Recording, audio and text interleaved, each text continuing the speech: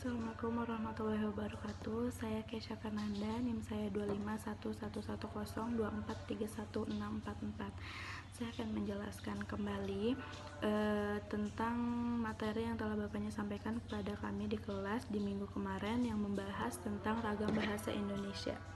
Saya akan menjelaskan sedikit sesuai pemahaman saya dan bahasa saya sendiri. Jadi, ragam bahasa Indonesia ini merupakan gaya bahasa yang dipilih atau yang dianggap layak atau tepat untuk digunakan dalam diskusi atau penulisan bertema ilmu pengetahuan. Nah, fungsi utamanya itu untuk mengomunikasikan hasil ilmiah, maksudnya hasil kegiatan ilmiah seperti penelitian atau seminar, baik kepada sesama ilmuwan maupun masyarakat luas. Dan jenis bahasa ini tuh wajib digunakan dalam jurnal ilmiah yang berisi artikel mengenai hasil kajian ilmiah baik di masa sekarang atau di masa lampau.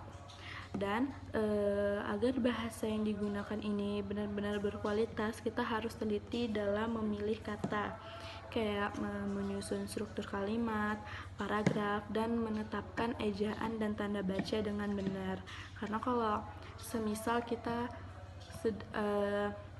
mengetik tetapi tanda baca atau ejaan tersebut salah, pasti orang yang membaca tuh susah untuk menangkap apa yang maksud kita, dan bisa aja tuh respon dia berbeda dengan respon kita gitu.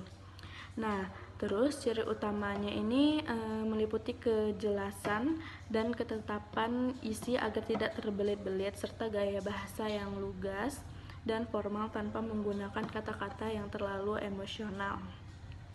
Dan yang penting kita tuh menghindari menggunakan kata ganti orang pertama seperti saya atau kami, dan lebih baik menggunakan kata penulis atau penelitian jika memang harus menyebutkan diri sendiri. Itu kalau semisal kita harus menyebutkan diri kita sendiri ya.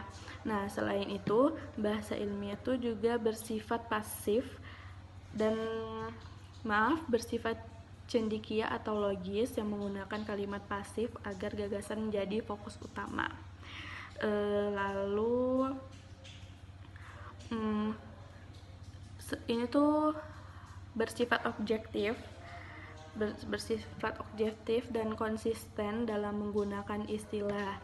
Terus terakhir, bahasa ini juga harus ringkas tanpa pemborosan kata dan dilengkapi dengan istilah teknis yang sesuai dengan bidang ilmu yang sedang dibahas. Segitu aja pemahaman dari saya. Mohon maaf jikalau masih ada yang kurang dan belum bisa menjelaskan dengan benar dan baik. Sekian dari saya. Wassalamualaikum warahmatullahi wabarakatuh.